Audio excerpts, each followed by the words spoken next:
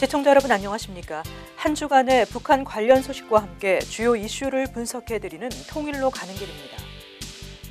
도널드 트럼프 미국 행정부가 북한의 무기 수출입을 돕는 중국 기업에 대해 재정적 불이익을 가하는 세컨더리 보이콧 방식의 초강력 제재를 검토 중인 것으로 알려졌습니다.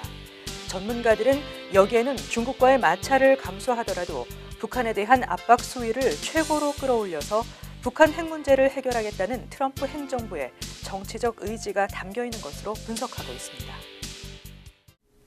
월스트리트저널은 지난 3월 14일 미국 트럼프 행정부가 렉스 틸러슨 국무장관의 한국, 중국, 일본 등 동북아시아 3개국 순방을 맞아 북한의 핵탄도미사일 도발을 억제하기 위해 북한의 무기 수출입을 돕는 중국 기업에 대해 재정적 불이익을 가하는 세컨더리 보이콧 방식의 초강력 제재를 고려하고 있다고 보도했습니다. 트럼프 정부의 외교사령탑인 틸러슨 장관은 이번 첫 아시아 순방을 통해 대북 제재에 대한 중국의 지지 확보라는 민감한 임무를 수행할 것으로 예상되는 상황입니다. 그러나 중국 기업이나 무역업자, 단체가 지속적으로 북한의 군사물품 수출입을 돕는다면 이 같은 노력도 수포로 돌아가게 됩니다. 최근 공개된 유엔 안전보장이사회 산하 대북제재위원회의 결의안 이행 보고서에 따르면 북한은 아프리카, 동남아시아 등지에 재래식 무기를 수출하고 군사장비를 수입하는 경로로 중국 기업이나 중국 내 위장 기업을 이용하고 있습니다. 이에 따라 틸러슨 장관은 이번 한중일 방문을 통해 세컨더리 제재를 포함한 대북 압박 정책을 논의할 방침입니다. 트럼프 행정부 고위 당국자는 북한을 압박할 수 있는 모든 수단을 테이블에 올려놓고 가장 효과적인 조합이 무엇인지 검토해 볼 것이라고 전했습니다. 다만 월스트리트저널은 과거 및 현재의 미국 행정부가 북한을 지원하는데 중국 측이 어떤 역할을 하고 있는지에 대해서는 확신하지 못하고 있다고 전했습니다. 일각에선 중국이 북한과의 교역에 직접 관여하진 않았을 것이라는 관측이 제기되고 있으나 다른 한편에선 중국 정부가 북한의 핵 확산을 막기 위한 정치적 의지를 보이지 않고 있다는 주장도 나오고 있습니다. 이 때문에 트럼프 행정부는 버락 오바마, 조지 부시 전 정부 때와 마찬가지로 재정적으로 북한을 고립시키는 전략을 고려 중인 것으로 알려졌습니다. 여기에는 재무부 관리를 중국에 보내 북한을 지원하는 현지 기업에 직접 경고하는 방안 등이 포함됩니다. 한편 미국 정부는 수출통제법을 어기고 북한과 이란에 제품을 판매한 중국 거대 통신업체 ZTE에 지난주 제조업 분야 역대 최대 규모인 12억 달러의 벌금을 부과했습니다.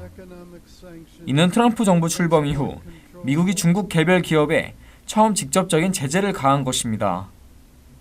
ZTE는 2010년 1월에서 2016년 3월 3,200만 달러어치의 미국산 이동통신 장비를 이란으로 수출했고 북한에도 283차례에 걸쳐 휴대전화 선적을 한 것으로 드러났습니다. 통일로 가는 길, 지한샘입니다. 올해 북한의 외화 수입이 3년 전과 비교해 약 8억 달러, 비율로는 20% 정도 감소할 것으로 전망됐습니다. 기존의 대북 제재를 강화한 유엔 안전보장이사회 대북 제재 결의안 2321호가 석탄, 광물 수출을 정조준하고 있는 가운데 한국과 미국, 유럽연합 등 국제사회의 제재도 강화되고 있어 김정은 정권에게 큰 타격이 될 것으로 보입니다. 지난 15일 미국의 소리방송에 따르면 북한은 지난 2014년에 최소 36억 달러에서 최대 40억 달러의 외화 수입을 올렸지만 올해는 8억 달러 정도 줄어들 것으로 추정되었습니다. 북한은 2014년 대외 수출 32억 달러, 남북 경협 1억 달러, 노동자 송출 2억에서 6억 달러, 관광 3천만에서 4천만 달러, 기타 약 1억 달러 등의 분야에서 외화 수입을 올렸습니다. 이 중 대외 수출 분야에서 최대 비중을 차지하는 광물류의 경우 유엔 안보리 제재로 수출길이 좁아지면서 올해 수출액이 7억 달러나 급감할 것으로 예상됩니다. 북한은 한국 정부의 2010년 5.24 대북제재 조치로 대남 수출이 막힌 상황에서 지난해 개성공단 가동 중단으로 1억 달러 정도의 외화 수입원이 차단되었던 바 있습니다. VOA는 이 밖에도 해외 조형물 설치 사업이 안보리 제재로 중단되는 등 북한의 외화 수입이 전반적으로 감소할 가능성이 크다고 관측했습니다. 국제사회의 대북제재 여파로 북한에 대한 인도주의 지원과 식량 수출도 줄고 있는 것으로 나타났습니다. 미 농무부 산하 해외농업국은 최근 발표한 2015년에서 2016년 북한 식용곡물 상황 보고서에서 지난 2016년에 북한으로 반입되는 식량 규모가 전년에 비해 크게 줄었다고 밝혔습니다. 보고서는 세계무역 아틀라스 GTA 자료를 인용해 북한은 2015년도에 10만 7천 톤의 식량을 외부에서 확보했지만 2016년에는 8만 3천 톤에 그쳤다고 지적했습니다. 해외 농업국은 북한으로 들어가는 인도주의적 식량 지원과 상업적 식량 수입이 모두 줄었다며 유엔의 대북 제재가 강화되면서 의도치 않게 야기된 상황이라고 분석했습니다. 통일로 가는 길, 김지수입니다. 국제형사경찰기구 인터폴이 김정남 암살 용의자로 지목된 북한 국적 4명의 적색 경보 수배령을 내렸습니다. 인터폴 홈페이지에는 살인 혐의로 적색 경보 수배령이 내려진 북한 국적 리재남 등 4명의 폐쇄회로 카메라 사진이 실렸습니다.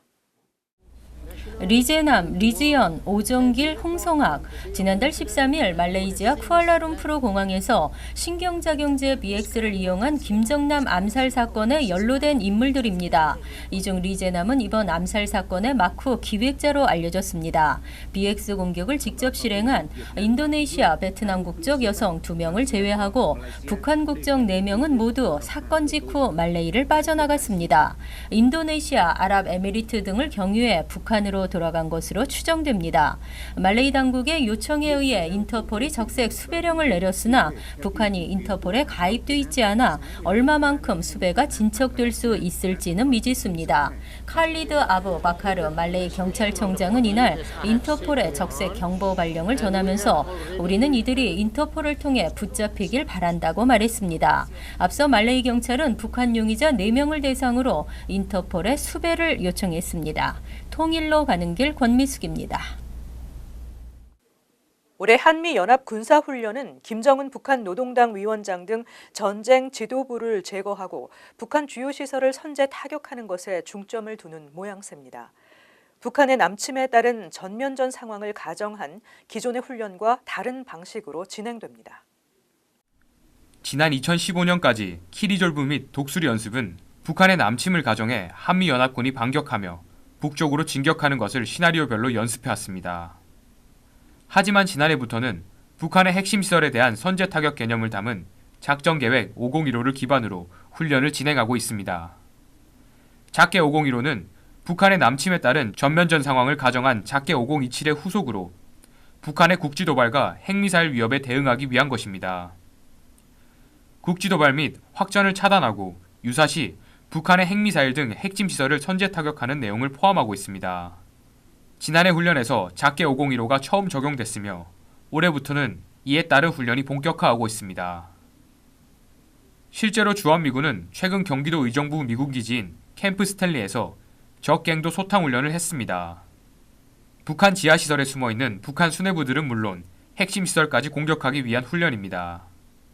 한미군 당국은 올해 독수리 연습과 킬 리졸브 훈련에 역대 최대 규모의 특수부대를 투입시키고 있습니다. 적 지도부 제거 훈련을 위한 것입니다. 알카에다 지도자인 오사마 빌라덴 제거 작전에 투입됐던 미 네이비실 6팀도 우리 특전사 요원들과 손발을 맞출 예정입니다. 이를 통해 김정은을 포함한 북한 지도부에 공포감을 주고 군사적 도발에 나서지 못하도록 억제력을 제고한다는 구상입니다. 미국의 최신 스텔스 전투기인 F-35B가 독수리 연습에 참가할 예정입니다. 또 경북 성주에 사드 배치를 가정한 운용훈련을 실시합니다. 성주 골프장에 사드 포대를 배치한다는 가정 아래 북한 탄도미사일을 사드 포대에 AN/TPY-2 레이더를 통해 탐지하고 한미 간 정보 공유를 통해 이를 요격하는 과정을 훈련합니다. 통일로 가는 길, 김지수입니다. 태영호 전 영국 주재 북한 대사관 공사는 대북 정책을 둘러싼 정치권의 논란을 염두에 둔 듯 제발 예측 가능한 대한민국이 되달라고 주문한 것으로 전해졌습니다. 태영호 전 공사는 16일 국회위원회관에서 의원들의 연구 모임인 대한민국 미래혁신포럼 주최로 열린 비공개 간담회에서 대북 정책이라든지 대한민국을 지키는 데 여야가 함께 분명한 대북 메시지가 필요하다고 말한 것으로 전해졌습니다. 태 전 공사는 이 자리에서 북한에서 대한민국을 향해 어떤 위해 행위를 했을 경우 상응한 대가를 치른다는 것을 합의해서 대응하는 자세가 필요하다면서 그럴 때만이 북한이 함부로 대남 정책을 쓸 수 없다고 지적했습니다. 태 전공사는 이번의 촛불, 태극기, 광장의 민심과 탄핵 과정을 바라보면서 이것이 대한민국 헌법 가치를 준수하는 모습이구나 하는 것을 느꼈다고 말했습니다. 태 전공사는 그러나 이런 헌법 기준 하에서 대해야 할 북한 주민에 대해서는 왜 그렇게 야박하냐면서 북한 주민도 대한민국 헌법에서 똑같이 인정해야 하는 국민인데 북한 주민들의 인권에 대해서는 언제 한번 그 기준에서 바라본 적이 있느냐는 지적도 했습니다. 통일로 가는 길, 지한샘입니다. 미래혁신포럼 회장인 바른정당 김학용 의원은 이날 간담회 이후 태전공사의 기조 강연 일부를 공개했습니다. 태전공사는 북한 김정은은 할아버지 때부터 수십 년 동안 이어져 온 핵 개발을 절대 포기하지 않는다면서 남한이 북한의 어떤 인센티브의 양이나 질에 따라 대북 협상 방안을 만든다면 반드시 실패할 것이라고 지적했다고 말했습니다. 태영호 전 공사는 최근 38 노스에서 북한의 대규모 핵실험이 임박했다는 보도가 있었다면서 사실 나는 예측할 수 없지만 북한에서 논의되고 있던 것이 현실화되고 있는 것 같다고 말했습니다. 사실 그동안 북한이 대규모 핵실험을 주저했던 이유는 핵실험을 제어하지 못해 방사능 오염 등의 피해가 일어나면 대규모 탈북 사태로 이어질까 우려했고 북한의 체제 붕괴로 이어질 수도 있다고 생각했기 때문이라면서 대규모 핵실험을 반드시 막아야 한다고 강조했습니다. 또 북한에서는 지금 눈에 보이지 않는 대규모 저항이 일어나고 있다면서 당국의 정책과 지시에 저항하고 있는 것은 과거에는 상상도 못했던 일이라고 설명했습니다. 태 전 공사는 남한에서 선제 공격을 포함한 가용한 모든 옵션에 대해 의지를 확실히 보여주어야 한다면서 지금 북한에서는 내 권리는 내가 지킨다는 의식 변화가 일고 있다며 민중 봉기가 일어날 수 있도록 의식 변화를 계속 줘야 한다고 강조했습니다.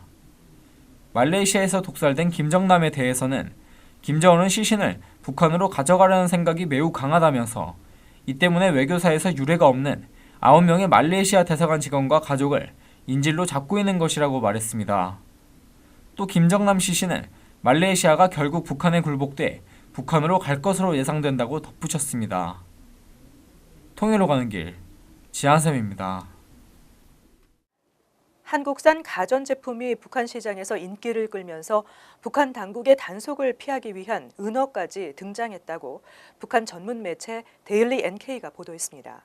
북한 주민들도 이제 한국의 발전상에 대해 인식하기 시작했다는 또 하나의 지표로 해석될 수 있을 것 같습니다. 북한 정권이 아무리 단속을 한다고 해도 일상용품과 함께 흘러들어오는 외부 정보를 철저하게 막는 것은 어렵기 때문입니다. 데일리 NK는 3월 15일 평안남도 소식통을 인용한 이날 이 매체와의 통화에서 최근 평성과 함흥, 청진을 비롯한 주요 도시들에서 TV와 노트컴을 비롯해 남조선 상품을 찾는 주민이 급증하고 있다면서 판매자와 구매자 사이에는 시장 단속원의 눈을 피하려고 자기들만의 신조어로 소통하는 경우가 많다고 밝혔습니다. 이어 이들은 시장에서 삼성을 중국식 발음이 섞인 슝으로 LG는 쥐라는 약칭으로 부르고 있다면서 이런 표현은 한국 제품명을 말하지 않는 효과와 함께 세련감을 준다는 이유로 대다수 돈주들이 애칭으로 사용한다고 말했습니다. 북한 당국이 지난해 5월 제7차 노동당 대회 참가자들에게 LED TV를 선물로 나눠주면서 품질과 브랜드에 관심을 두는 주민들이 늘었고 태양광판으로 전자제품을 더욱 자유롭게 사용할 수 있게 되면서 제품 구매 욕구도 덩달아 상승하고 있다고 이 매체는 설명했습니다. 소식통은 또 대학생은 물론 일반 초고급 중학생들 속에서 노트컴 구매 열풍이 불고 있고 한국산은 부의 상징이 되고 있다면서 중국산 제품은 가격이 저렴한 대신 잔 고장이 많지만 삼성, LG는 품질이 확실하다는 점이 아이들에게까지 확산되는 분위기라고 소개했습니다. 그는 북한 시장에 나온 노트북은 대다수 중국산 중고 제품이고 한 대당 가격은 제작 연도에 따라 북한 돈 20만에서 30만 원에 구매할 수 있다면서 한국산은 함부로 내놓고 팔지 못해 중국산의 두세 배 가격을 줘도 찾기 힘들다고 주장했습니다. 아울러 눈속임을 위해 한국산 제품에 중국 브랜드를 붙여서 판매하는 행태도 등장했다고 매체는 전했습니다. 통일로 가는 길 권미숙입니다. 북한 인권단체인 북한정의연대가 자료집을 발간해 북한 정권의 종교인 탄압 실태와 종교 자유 선전의 허구성을 낱낱이 고발했습니다. 탈북민의 증언 등의 기초에 작성된 이 자료집의 내용은 북한은 모든 종교의 무덤이라고 할 수 있을 만큼 북한에서 종교가 철저하게 탄압을 받고 있다는 것으로 압축될 수 있습니다. 북한정의연대는 3월 15일 탈북민의 증언과 보고서 등을 토대로 북한 정권의 조직적인 종교인 박해와 선교인 납치 및 암살 등 반인도 범죄 실태를 종합 분석한 자료집 북한의 종교 실상을 국영문으로 발간했다고 밝혔습니다. 자료집 저자인 정베드로 북한정의연대 대표는 한국교회의 질적 성장을 촉발한 평양 대부흥운동이 110주년이 되는 올해 북한 종교의 현 주소를 살펴보고 평양 이외 동방의 예루살렘에서 종교인의 무덤으로 전락하게 되었는지를 분석했다고 말했습니다. 자료집은 김일성 집권 시기부터 정권 차원에서 자행된 무자비한 종교인 처형과 정치범몰이, 재산몰수 등 종교 박해와 종교인에 대한 참혹한 인권유린 실태를 담고 있습니다. 아울러 김정은 집권 이후 더욱 가혹해진 북한의 종교 탄압 상황에 대한 분석도 포함되어 있습니다. 특히 정 대표는 김정은이 공식 석상에 등장한 2011년 12월을 전후로 미국, 캐나다 등 해외 선교사들이 유인 납북되고 한국인 선교사들이 살해되거나 강제 억류되는 등 북한 정권이 이전보다 더욱 가혹한 반인도 범죄를 저지르고 있다는 점에 주목했습니다. 정 대표는 북한의 종교 탄압 책임자인 김정은을 국제법정에서 단죄해 인권유린의 대가를 치르도록 해야 한다며 인간의 가장 기본적인 권리 중 하나인 종교의 자유권을 박탈한 채 통치자를 유일 실천 숭배토록 강요하는 북한 정권의 인권유린 실상을 국제사회에 널리 알려 관심과 행동을 촉구해야 한다고 강조했습니다. 북한정의연대는 스위스 제네바에서 열리고 있는 제34차 유엔 인권이사회를 시작으로 향후 국제 북한 인권 행사와 국내외 인권단체 및 의회 등에 이번 발간된 자료집을 배포할 예정입니다. 또한 관련한 포럼이나 강연회 등을 개최해 북한 정권으로부터 탄압받는 북한 내 종교인들의 인권 개선 필요성을 강조해 나갈 계획입니다. 통일로 가는 길, 지한쌤입니다. 세컨더리 보이콧은 미국이 북한과 불법적인 거래를 통해 북한의 핵 미사일 개발에 도움을 주고 있는 중국 등 제3국의 기업이나 금융기관, 개인, 단체들에 직접 제재를 가하는 초강력 제재를 의미합니다.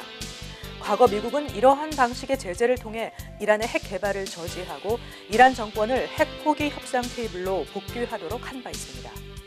물론 일각에서는 국제사회에 대한 원유 수출에 의존하는 개방형 경제 시스템을 갖춘 이란의 사례보다 대중국 무역의 의존도가 90%에 달하는 폐쇄적이고 기형적인 북한의 경제체제로 인해 세컨더리 보이콧 제재의 효과에 대해 의문을 제기하는 목소리도 나오고 있습니다.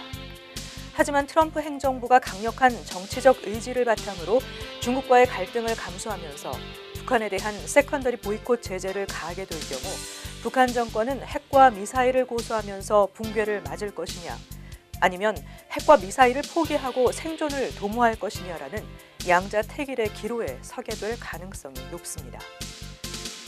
중국으로서도 미국과의 정면 충돌을 감내하면서까지 북한을 감쌀 것인지 심각하게 고민할 수밖에 없을 것이기 때문입니다. 통일로 가는 길 오늘 순서를 마칩니다. 시청해주신 여러분 고맙습니다.